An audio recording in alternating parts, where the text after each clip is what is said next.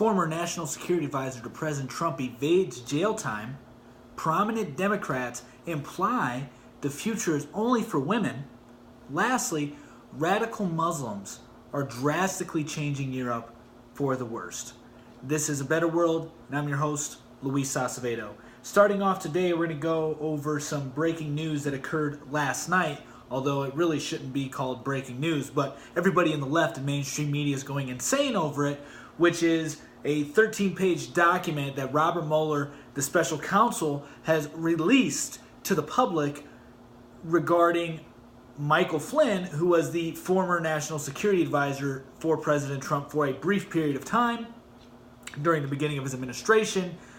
What was found about Michael Flynn is that two things. He lied and misled the vice president and the FBI regarding communications with Russia and being a foreign agent helping the Turkish government. So that is what he was charged for, was lying on those two accounts, which he pleaded guilty to.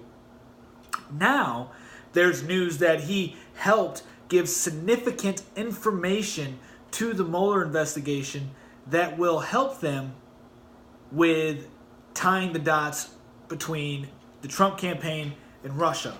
However, last night, as soon as this report came out, I read through it all. The only thing it actually talked about was Michael Flynn's known crimes, and the rest of the information that would have anything damning to President Trump or to Michael Flynn or whatever was completely redacted. There was almost nothing in the report whatsoever, but that didn't stop and still doesn't stop the mainstream media, the left-wing news organizations, to go crazy about this newfound information, even though there's nothing to it. We know nothing. And as I'm looking at this article from CNN, they start off with, this is the biggest story of the sentencing document filed by special counsel Robert Mueller is not what it is, what's not in it. There are a large swath of redactions, making it hard to see exactly what Mueller is doing and what specific role the Trump administration's former national security advisor is playing in it. And then they state, well, there's a significant thing that should send shivers down the spine of President Trump, which is from the documents, and it states the following: the defendant deserves credit for accepting responsibility in a timely fashion and substantially assisting the government. So apparently he met with Robert Mueller 19 times to talk with him about whatever was redacted in the documents. Now, CNN stating this should send a chill and shivers down President Trump's spine at the very beginning of the article. However, they bury it deep down near the bottom of the article, where they state the following: to be clear, there is zero evidence in either the sentencing document or the addendum to it that suggests Trump himself is a focus of any of these investigations.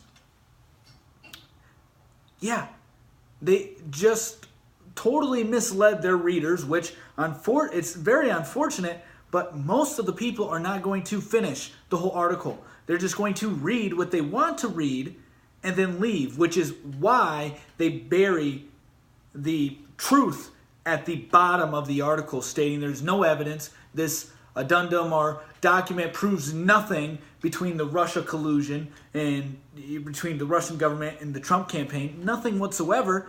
And I want to add that, isn't it funny how it started off with Paul Manafort lying about a variety of subjects? Then it goes to Michael Cohen lying about a business deal. And now we're talking about Michael Flynn.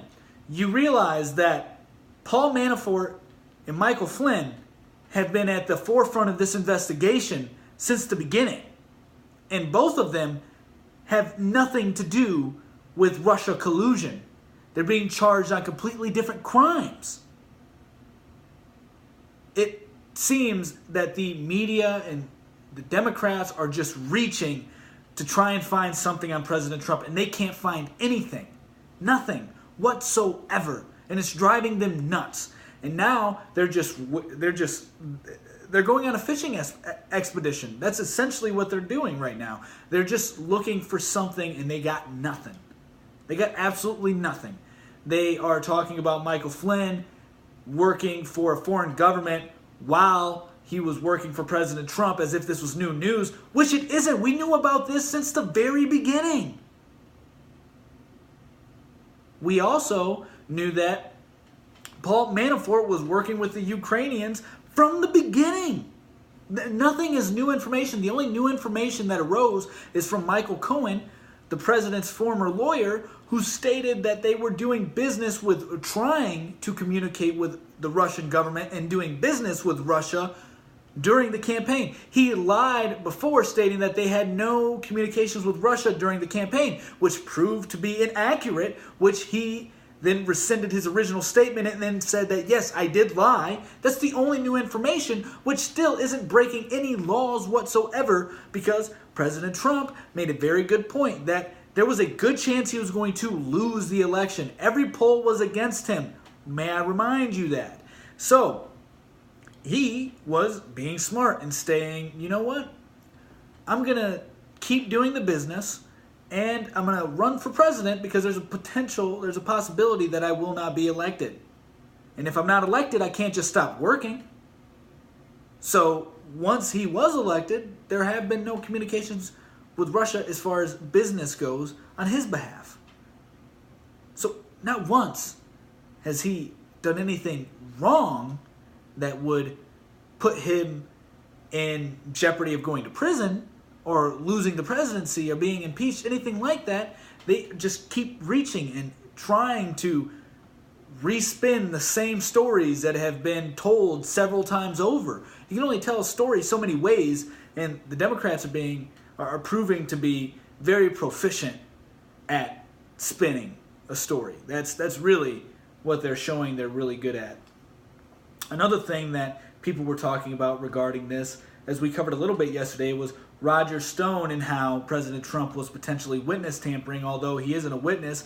I believe he's not a witness, but the thing is, he just pleaded the fifth for giving any more documentations or any other statements to the special counsel, to the Senate Judiciary Committee, which he has the right to do, and they're stating that this is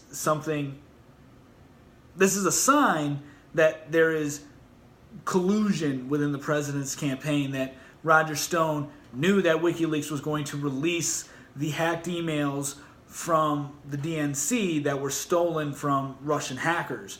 They're trying to tie that dot here, although there's no legs to stand on there, once again. So we continuously reach for nothing to try and put something on President Trump, and it is just failing time and time again. And nobody's talking about this, but James Comey has to testify on Friday, the former FBI director, for leaking illegal or classified information, which is illegal. He has to testify. Hillary Clinton has to do the same thing. Nobody's talking about this. Nobody is. That's also another reason why they're hyping all this old news up, so that way they can find something to bury the actual problems, just like they did in the CNN article where they buried the real news at the very end of it. So, yeah. Now, the Democrats usually are slime balls when it comes to this kind of stuff. I will acknowledge that the Republicans can be just as poorly behaved. We've seen that with the blockage of President Obama's last Supreme Court Justice nominee. We saw that then. We saw Mitch McConnell stating that we have to make sure President Obama is a one-term president.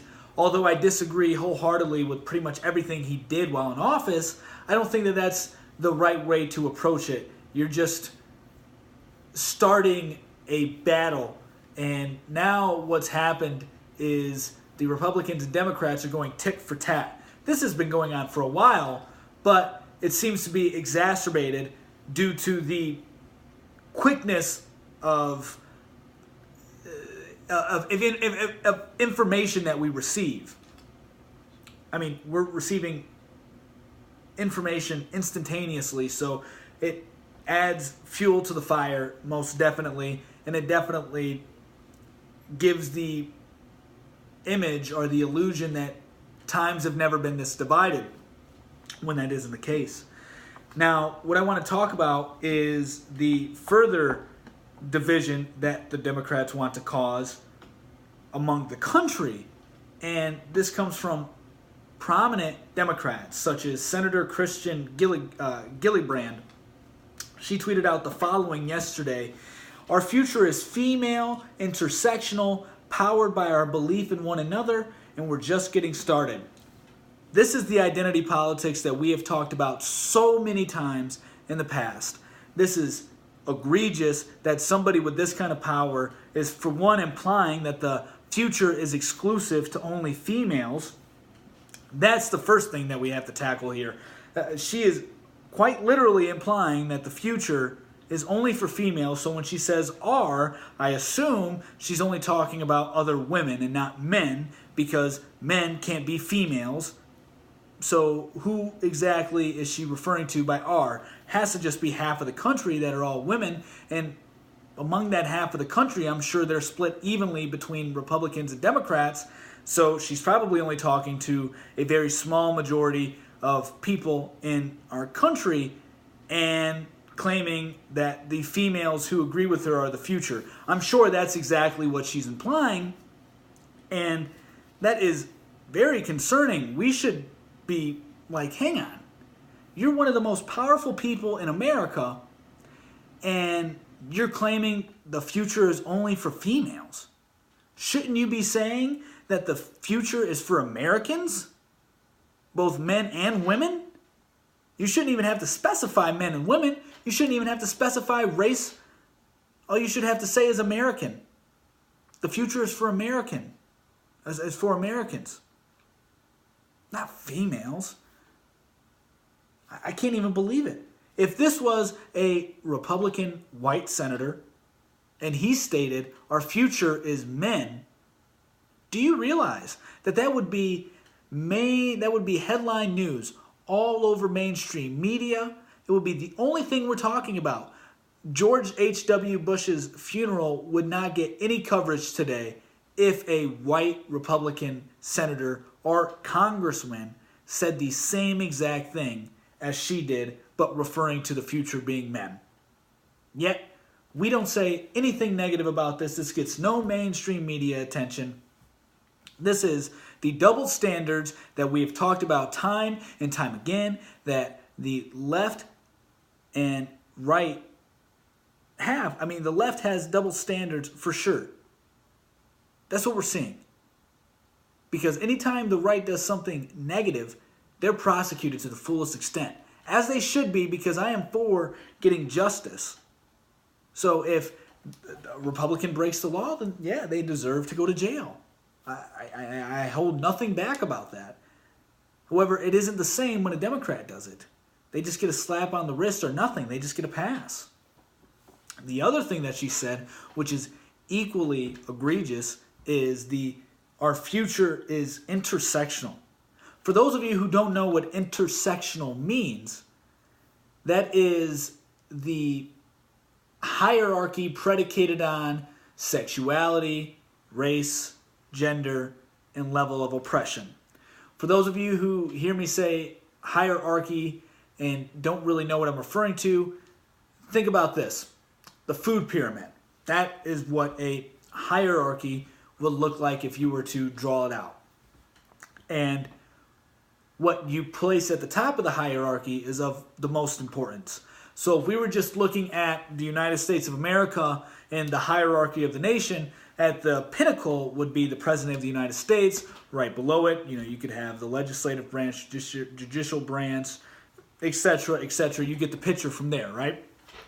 So what you're doing by creating a society and a future predicated on intersectionality is creating hierarchies of victimhood, which is extraordinarily destructive to a society. When you take away the motivation to do better, when you take away responsibility, you take away freedom. When you take away the motivation, you then give everything to the government because you feel that there is no need for you to do anything because you can't do anything because you're hopeless and everything's put against you. So the only thing good is the government and they have to take care of you, essentially creating a nanny state. This is crazy that she is implying these two things and not getting any mainstream media attention and is not being asked to resign because this is clearly a sexist and a bigoted form of thinking. This is why I have said, and I will stick to it because it is the truth. If you do your homework and you look through history, there is no disputing this. The Democratic Party has and always will be the party of racism and segregation. Intersectionality is a form of segregation. Saying the future is female is sexist. Attacking white men based on their skin color is racist. Who are doing these three things? The Democratic Party. What is the right doing? The right attacks ideas, not race, not gender. That's the key distinction. And they have since the birth of the Republican Party, which they started to combat the Democrats to oppose slavery. So, yeah, this is disgusting, and I can't believe somebody with this kind of power is able to say this and get away with it. Now, in another video that I also want to share from the Women's March that tweeted out and implying the same thing, that women are people and men are not. So this is a video of the congresswomen who won election. And this is from Elle Magazine. And I'll go ahead and play it for you guys. So here we go, getting started. We the people, we the people, we the people, we the people of the United States, in order to form a more perfect union, establish justice, ensure domestic tranquility, provide for the common defense, promote the general welfare, and secure the blessings of liberty to ourselves and our posterity. do ordain y establecemos esta Constitución for the United States of America. We the people, and only had women. Only had women. Once again, I state, if somebody made a video of just men saying we the people, the left would go crazy. But you can do it if you just include women because, the left is allowed to be racist. The left is allowed to be sexist. Not even... And get away with it. Get away with it. If the right was to say anything close to this, they would be punished to the fullest extent. I guarantee it. And I'm not saying it's unfair that the right can't do or say the things that the Democrats can't say, because I don't think that anybody should say or do what the Democrats say or do. So I hope that we realize, especially those of you who listen to this and have left-leaning tendencies or consider yourself a left-winger, I would hope that you would realize what is going on with the Democratic Party is not centrist. It is not moderate. It is not liberal. It is illiberal. It is extremism, what's going on the left. The whole party is being swallowed by radicals. Most of the women that were in that video are for open borders. That's a radical position. Most of the women that are in that video want to charge you ungodly amount of taxes. Most of the women who are in that video probably have no clue about American history. Because if they did, they would know that trying to do what they want to do is the reason we broke away from Britain, is the reason we had so many rebellions in our infancy. They need to pick up a history book. This is retarded. Oh man, I just said that and it's politically incorrect. Who cares? All right, so going over across the pond here to an article from The Guardian. It is titled, Muslims Demand Full Legal Protection for Islamophobia. So this is what a group of Muslims want to propose to the England's government. It is saying that Islamophobia is rooted in racism and is a type of racism that targets expression of Muslimness or perceived Muslimness.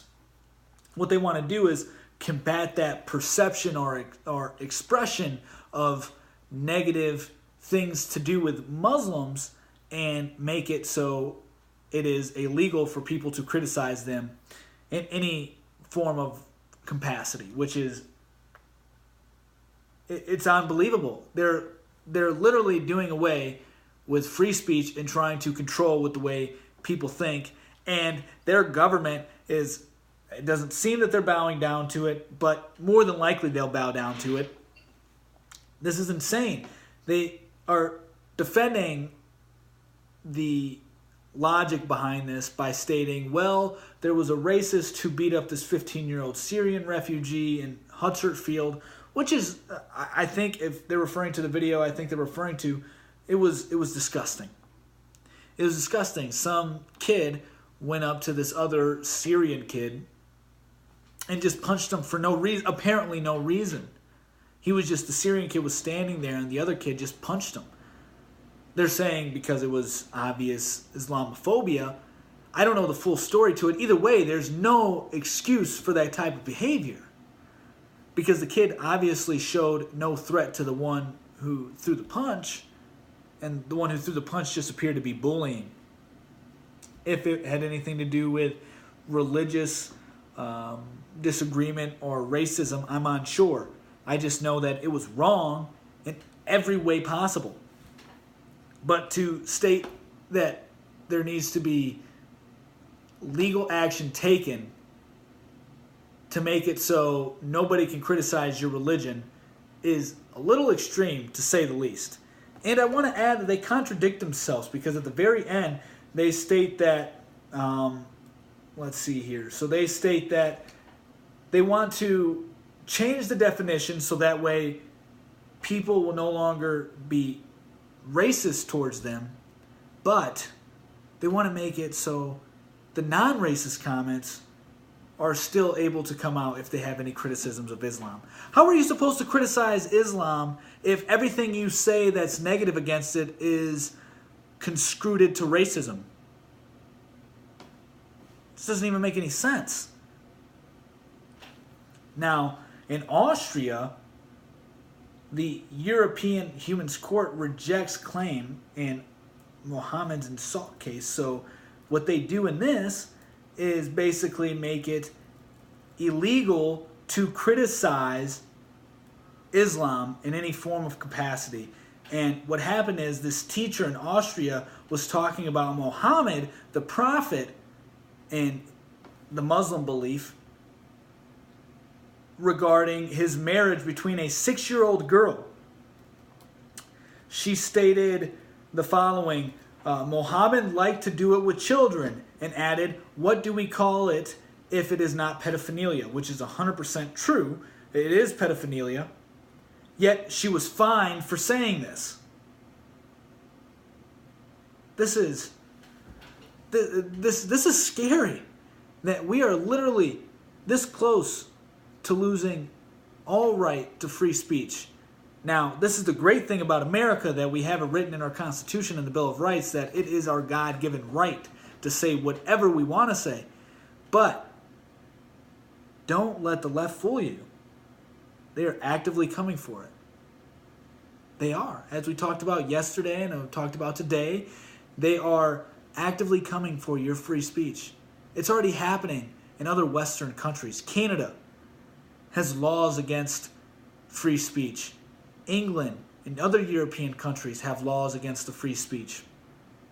There are certain states in the United States of America, like New York, that has laws against free speech.